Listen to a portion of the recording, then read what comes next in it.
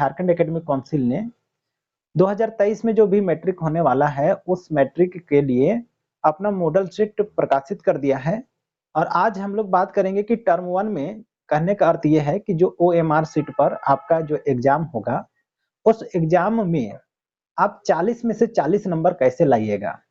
तो उसके लिए सबसे पहले आपको करना यह है कि अभी जो भी मॉडल शीट प्रकाशित किया गया है उसका जो भी क्वेश्चन है उसका आंसर आपको याद करना है।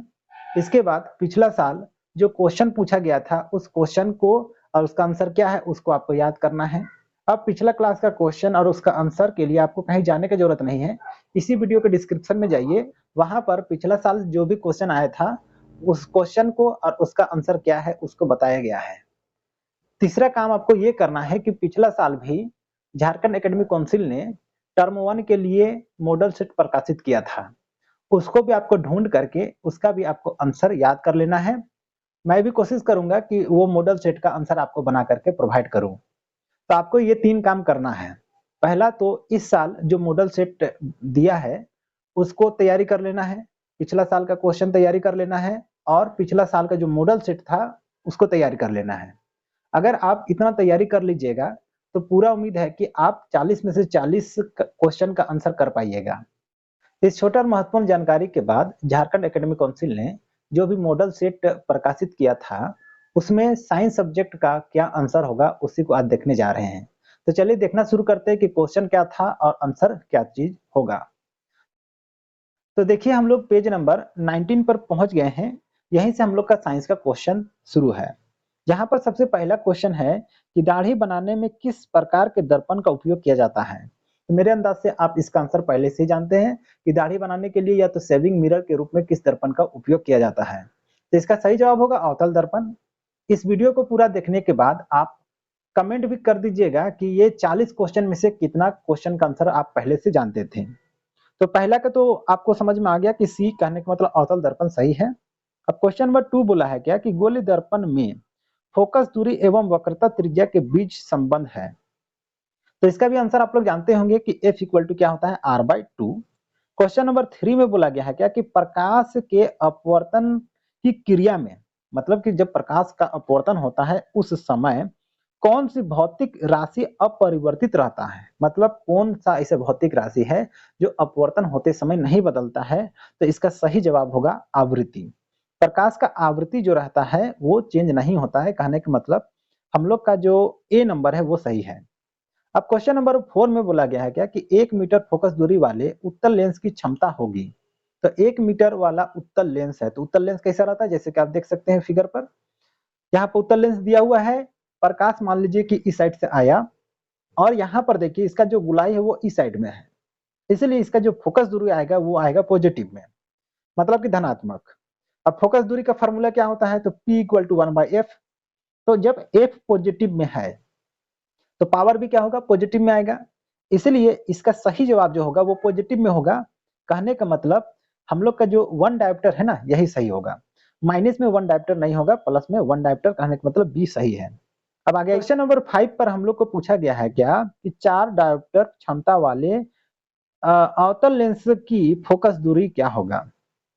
तो अभी जैसे कि फार्मूला बोला गया था कि P इक्वल टू 1/f होता है, तो F इक्वल टू क्या होगा 1/p होगा, मीनिंग 1/p कहने का मतलब 1/4 करेंगे। और D जो रहता है वो हमको D निकालने के लिए मीटर में मापना पड़ता है, तो 1 को 4 से डिवाइड करेंगे या तो 1 इंटू 100 करेंगे, उसके बाद 4 से डिवाइड करेंगे, क्योंकि मीटर को सेंटीमीटर में बदलने के लिए हमको क्या करना पड़ेगा 100 से मल्टीप्लाई करना पड़ेगा।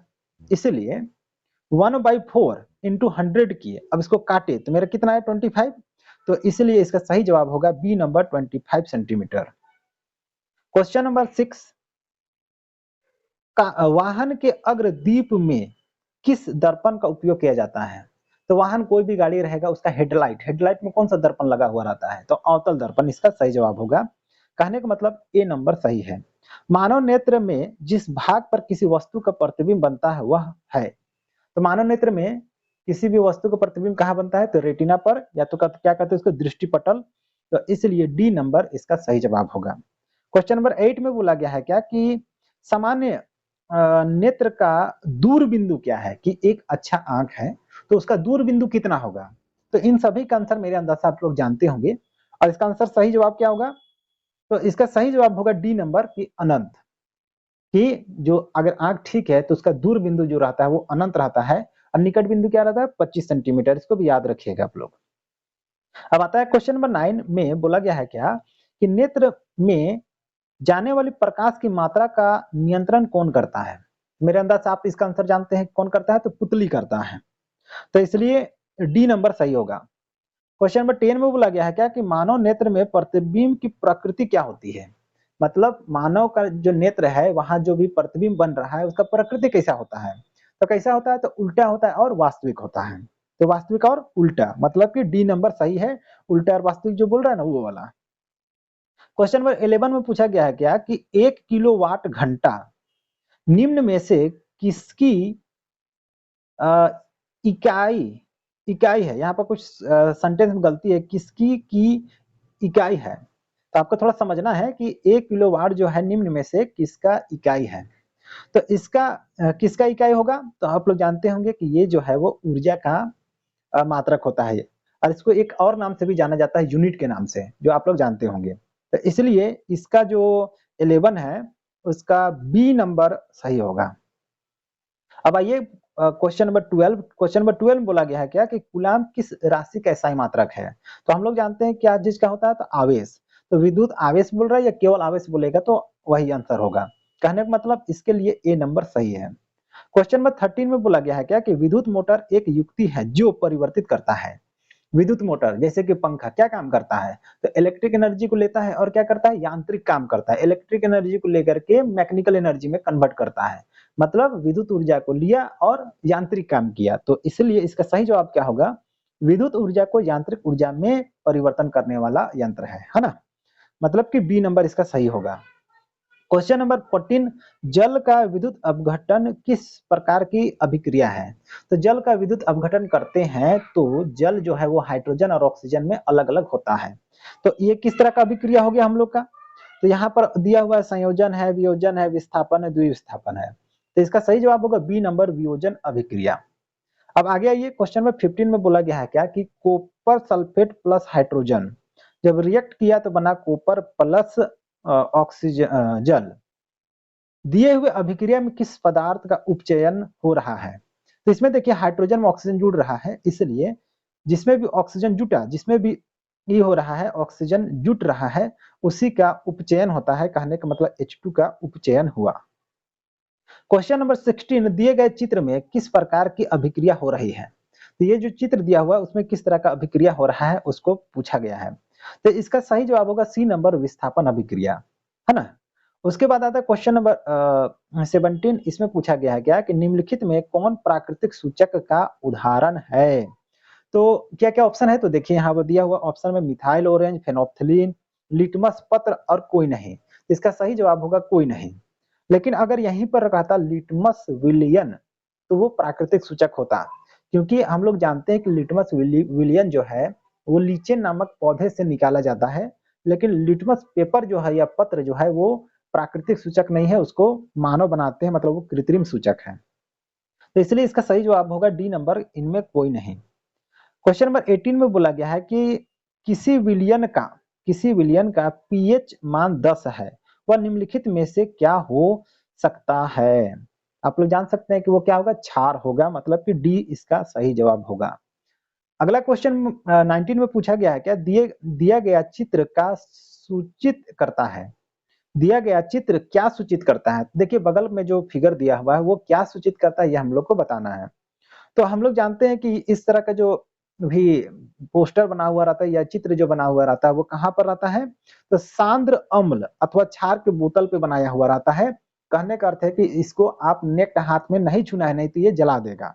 इसलिए इसका जो सही जवाब होगा वो डी नंबर होगा, सांद्र अम्ल तथा क्षार वाले बर्तन का चेतावनी संकेत। और अगला जो 20 नंबर है उसमें बोला गया है क्या कि इमली में कौन सा अम्ल होता है? तो इसका ऑप्शन जो है वो बी नंबर होगा। यहाँ क्या बोला गया है कि टार्टरिक अम्ल। तो टार्टरिक अम्ल जो है वो आपको इमली में देखने के लिए मिलता है। अब आइए क्वेश्चन नंबर 21 में बोला है क्या कि कौन अधातु कमरे के ताप पर द्रव अवस्था में पाया जाता है? अधातु बोला है, ठीक है, धातु नहीं। तो इसमें क्या क्या है देखिए, सोडियम, सोडियम तो धातु आप लोग जानते ही हैं, पारा भी धातु है आप लोग जानते हैं। अब क्लोरीन तो गैस होता है, तो आप जान ही रहे हैं। तो इसका सही जवाब होगा सी नंबर, ब्रोमीन, है ना। तो ब्रोमीन एक ऐसा अधातु है जो कि कमरे के ताप पर क्या होता है, द्रव अवस्था में पाया जाता है। अब चलिए आगे आते हैं। क्वेश्चन नंबर 22, निम्नलिखित में से किस पदार्थ का उपयोग अग्निशामक बनाने में किया जाता है। मतलब यहाँ पर बहुत सारे पदार्थ दिया हुआ है, उसमें से किसका उपयोग आग को बुझाने वाला यंत्र बनाने के लिए किया जाता है, इसको बताना है। तो इसका सही जवाब होगा सोडियम हाइड्रोजन कार्बोनेट, कहने का मतलब बी जो है वो सही होगा। अब अगला ये 23 नंबर में बोला गया है क्या कि आधुनिक आवर्त सारणी किस आधार पर बना है। तो आधुनिक आवर्त सारणी जो है वो किस आधार पर बना हुआ है, तो इसका आधार है परमाणु संख्या। आधुनिक आवर्त सारणी से पहले, मतलब कि मेंडल साहब से पहले जितने भी वैज्ञानिक थे या केमिस्ट थे, वे परमाणु को उनके परमाणु द्रव्यमान के बढ़ते क्रम में सजाए थे, परमाणु द्रव्यमान के बढ़ते क्रम में सजाए थे। लेकिन आधुनिक आवर्त सारणी जो बना है वो परमाणु संख्या के बढ़ते क्रम में लिखने से बना है। तो इसलिए इसका सही जवाब होगा परमाणु संख्या। तो क्या हो गया, हाँ, क्वेश्चन नंबर 1 परमाणु संख्या। आधुनिक आवर्त सारणी किस आधार पर बना है, तो परमाणु संख्या के आधार पर बना है। अब अगला जो है क्वेश्चन नंबर 24, उसमें बोला गया है क्या कि निम्नलिखित में से कौन धातु सबसे अधिक क्रियाशील है। तो आप लोग अगर सक्रियता श्रेणी देखिएगा तो इसका आंसर आप लोग जान जाइएगा। तो सक्रियता श्रेणी में पोटेशियम सबसे ऊपर में है, मतलब सबसे क्रियाशील है, इसलिए इसका सही जवाब होगा ए नंबर, पोटेशियम। पोटेशियम। अब आइए 25 पर, पृथ्वी की भूपर पट्टी में प्राकृतिक रूप में पाए जाने वाले तत्व या यौगिक को क्या कहते हैं। तो इसका सही जवाब होगा खनिज, बी नंबर इसका सही होगा। अब आगे आइए 26 में बोला गया है क्या कि प्रोपेनोन में कौन अभिक्रियाशील समूह मौजूद है, मतलब कौन सा प्रक्रियात्मक समूह लगा हुआ है ये हमको बताना है। तो इसका पहला जवाब होगा एल्कोहल। उसके बाद आता है नेक्स्ट में कि प्रकाश संश्लेषण क्रिया में निम्नलिखित में क्या नहीं होता है। तो प्रकाश संश्लेषण होते समय क्या नहीं होता उसको बताना है। जल का टूटना, तो जल तो टूटता ही है। ऑक्सीजन का मुक्त होना, तो ऑक्सीजन तो निकलता ही है। कार्बन डाइऑक्साइड का मुक्त होना, कार्बन डाइऑक्साइड मुक्त नहीं होता है, कार्बन डाइऑक्साइड को तो वो लेता है। तो इसलिए इसका सही जवाब होगा सी नंबर। 28 में बोला गया है क्या कि फ्लोएम से खाद्य पदार्थ का परिवहन पौधे में किस दिशा में होता है। कहने का मतलब यह है कि पौधा का पत्ती में जो भोजन बनता है वो फ्लोएम द्वारा कौन दिशा में बहता है, तो सभी दिशा में, ऊपर नीचे सब साइड में। तो इसलिए इसका जवाब जो होगा वो ऊपर और नीचे दोनों की ओर। तो सी नंबर इसका सही जवाब होगा। क्वेश्चन नंबर 29 में बोला गया है क्या कि वृक्क की संरचनात्मक एवं कार्यात्मक इकाई को क्या कहते हैं। मतलब जो वृक्क बना हुआ है उसका संरचनात्मक या तो कार्यात्मक इकाई जो है वो क्या है, उसका नाम बताना है। तो यहाँ देखिए कोशिका तो नहीं होगा, न्यूरॉन तो नहीं होगा, डायलिसिस तो होगा नहीं, तो इसका क्या ऑप्शन बचता है, तो बी नंबर बचता है। लेकिन यहाँ पर इसका नाम सही नहीं लिखा हुआ है, वृक्क लिखा हुआ है, वृक्क, वृक्क ऐसा लिखा हुआ है ना। तो देखिए वृकाणु इसका होना चाहिए, लिखा हुआ रहना चाहिए, लेकिन यहाँ पे क्या लिखा है, वृक्क। तो इसका सही जवाब आपको बी ही लगाना पड़ेगा, तो बी इसका सही जवाब होगा।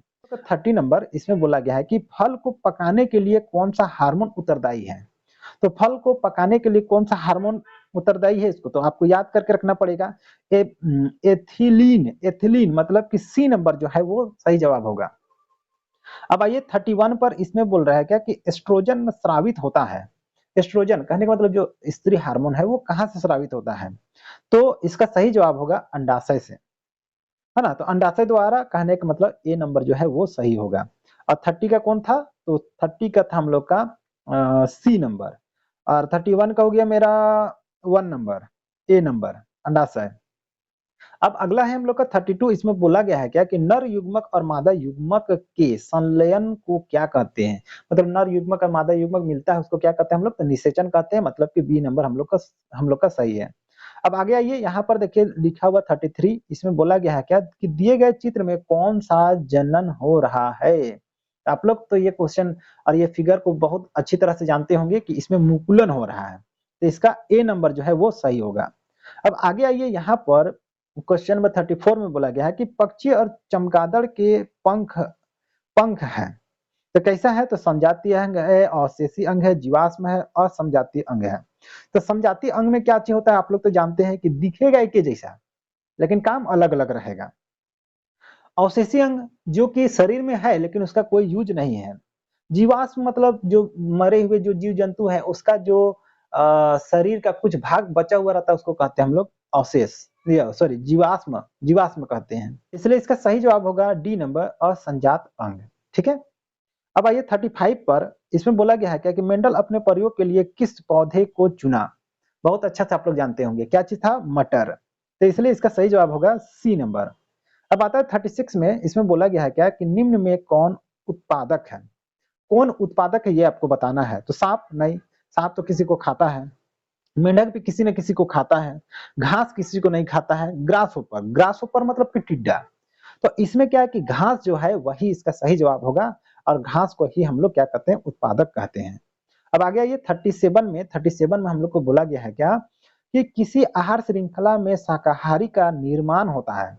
तो किसमें, तो प्रथम पोषी स्तर स्तर का, द्वितीय पोषी स्तर का, तृतीय पोषी स्तर का, चतुर्थ पोषी स्तर का।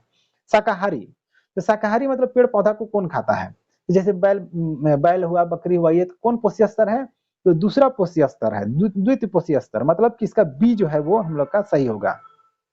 अब आगे हम लोग का 38 में बोला गया है क्या कि ओजोन परत के अपक्षय के लिए जिम्मेदार है। मतलब कि ओजोन परत जो है वो किस कारण से ये हो रहा है, संक्षारित हो रहा है, पतला हो रहा है। तो इसका सबसे बड़ा कारण है क्लोरोफ्लोरोकार्बन। कहने का मतलब बी नंबर इसका सही है, CFC, है ना।